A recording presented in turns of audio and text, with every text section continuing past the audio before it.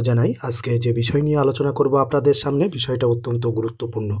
প্রত্যেকে ভিডিওটা দেখা উচিত, জানা উচিত। আজকের বিষয়টা খুব গুরুত্বপূর্ণ। সেই বিষয়টা হচ্ছে যে আপনার শরীর স্বাস্থ্য কীরকম যাবে, এটা আপনি নিজের হাত দেখে এই বিষয়টা আপনি জানতে পারবেন। আপনি যদি জ্যোতিষ সম্পর্কে কোনো কিছু না জেনে থাকেন, আজকের ভিডিওটা আপনি শেষ পর্যন্ত দেখুন, আপনি নিজেই নিজের ভাগ্য বিচার করতে পারবেন। খুব সহজেই আমি আলোচনা করব, প্রত্যেকে বুঝতে পারবেন যে শরীর স্বাস্থ্যটা কীরকম যাবে। এতে হাতে কোন রেখা দেখতে হয়, হাতের রেখাগুলো বৈশিষ্ট্য কীরকম থাকতে হয়, সেটাই আমি আলোচনা করব আপনাদের সামনে, যা আপনারা সহজেই বুঝতে পারবেন। তো কথা না বাড়িয়ে মূল আলোচনায় আসি। তার আগে একটা কথা বলে রাখি, চ্যানেলটাকে যারা এখনও পর্যন্ত সাবস্ক্রাইব করেননি অবশ্যই চ্যানেলটাকে সাবস্ক্রাইব করবেন, তাহলে চ্যানেলের নতুন ভিডিওগুলো আপনারা দেখতে পাবেন। তো চলুন দেখে নিই। প্রথমে আপনারা লক্ষ্য করুন আপনার হাতের এই রেখাটার দিকে, যেটাকে বলে হৃদয় রেখা। এই রেখাটাকে বলে শিরোরেখা। তারপরে দেখুন হাতের এই যে রেখা, এটাকে বলা হয় জীবন রেখা।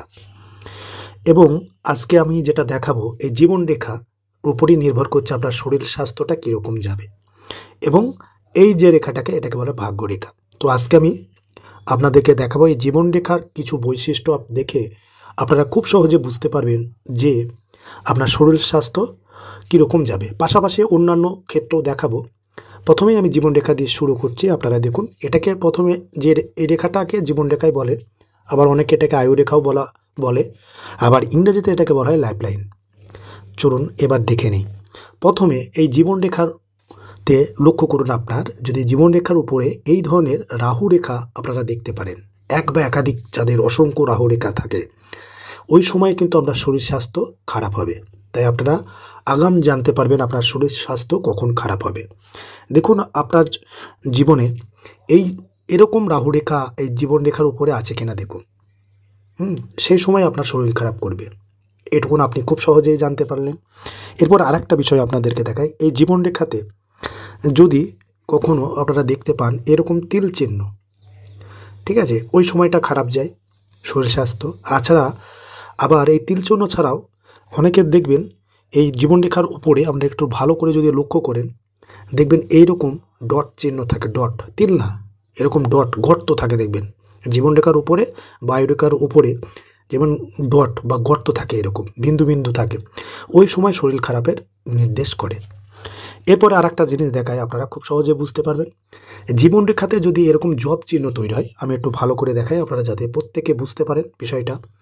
এই ধরনের যদি জব চিহ্ন তৈরি হয়, ওই সময়টা কিন্তু আপনার শরীর স্বাস্থ্য খুব খারাপ যায়। তাই দেখুন আপনার এরকম জীবনরেখাতে কোনো অংশে জব চিহ্ন আছে কিনা। এগুলো বৈশিষ্ট্য শরীর স্বাস্থ্য খারাপ যাওয়ার। আরেকটা বিষয় আমি বলে দিই আপনাদেরকে, যদি এই যে রেখাটা, এই স্থানটা দেখুন, এটাকে বলে নিম্নমঙ্গল, অনেকে এটাকে রাহুর ক্ষেত্র বলে। এটা নিয়ে একটু বিতর্ক আছে স্থানটা নিয়ে, তাও আমি বলে দিলাম আপনাদেরকে। তো এই স্থানে যদি আপনারা একটু হাত দেবেন, হাত দিয়ে দেখবেন যদি নরম হয় এই স্থানটা, এই হাত একটা আঙুল দিয়ে একটু চাপ দেবেন, যে বুঝতে পারবেন যে নরম কিনা। যদি নরম হয় তা আপনার ডায়াবেটিস বা হাই ব্লাড প্রেশার এই ধরনের রোগ হবে।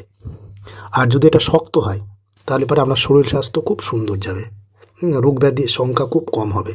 এটাও আপনাদেরকে আমি বলে দিলাম। এটা নতুন তথ্য আপনাদেরকে আজকে এই ভিডিওতে আমি জানালাম।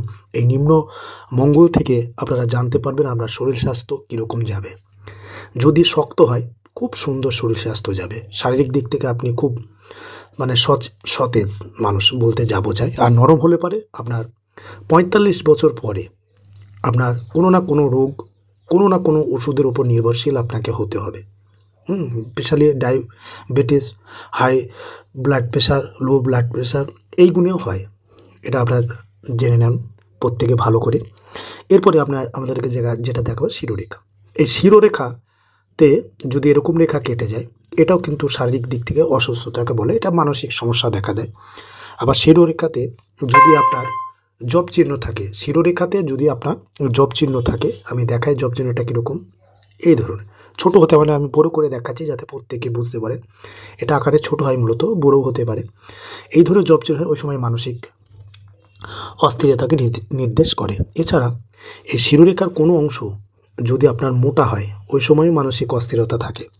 এবং হৃদয় রেখাটা দেখুন, হৃদয় রেখাটা বেশি যদি মোটা হয় আপনার হাতটাকে সোজাভাবে ধরে দেখলে পারে বুঝতে পারবেন যে মোটা শিরো মানে হৃদয় রেখা কখনো ভালো না, তাহলে হৃদয় রোগ হওয়ার সম্ভাবনা বেশি থাকে।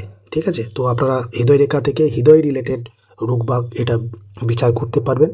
এখানে যদি কোনো রেখা কেটে যায় এটা অশুভ, আবার এখানে যদি কোনো জব চিহ্ন হয় হৃদয় রেখাটা এটাও অশুভ, মানে আপনার হৃদয় রিলেটেড রোগবাগকে নির্দেশ করছে।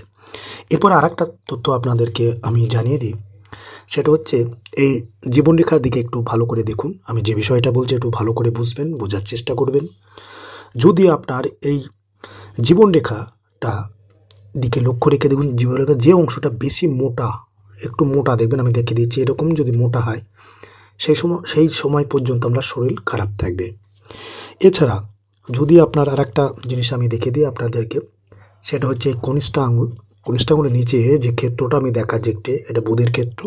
এই বুধের ক্ষেত্রটা যদি আপনার একটু বসা হয় তাহলে স্কিন রিলেটেড রোগবাগ হয়, স্কিন রিলেটেড রোগবাগ হয়। আর একবার বলছি, স্কিন রিলেটেড রোগবাগ হয়।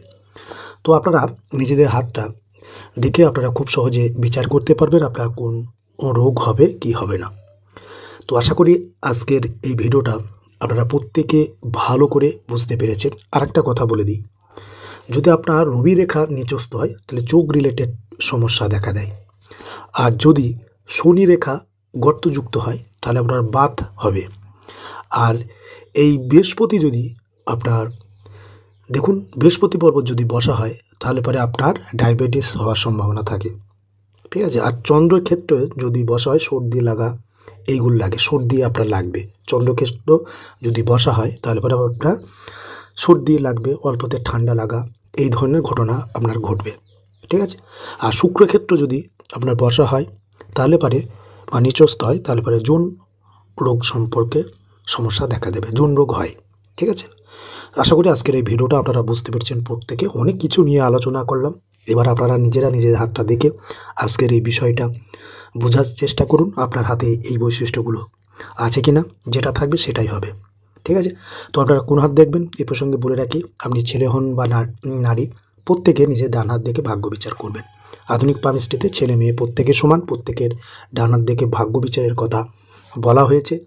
আর আগেকালে বা একটু পুরানো পদ্ধতিতে ছেলেদের ডান হাত মেয়েদের বাঁ হাত এর কথা বলা হলেও বর্তমানে ছেলে এবং মেয়ে প্রত্যেকেরই ডান হাত দেখে ভাগ্য বিচার করা হয়েছে। আশা করি আজকের এই ভিডিওটা আপনারা বুঝতে পেরেছেন। এই ধরনের যদি ভিডিও চান তো চ্যানেলটাকে অবশ্যই সাবস্ক্রাইব করবেন, তাহলে চ্যানেলের নতুন ভিডিওগুলো আপনারা দেখতে পাবেন। আর চ্যানেলটাকে অবশ্যই লাইক করবেন এবং চ্যানেলের ভিডিওগুলো আপনার পরিচিতদের মাঝে শেয়ার করুন, তাহলে পরে তারাও এই ভিডিওটা দেখতে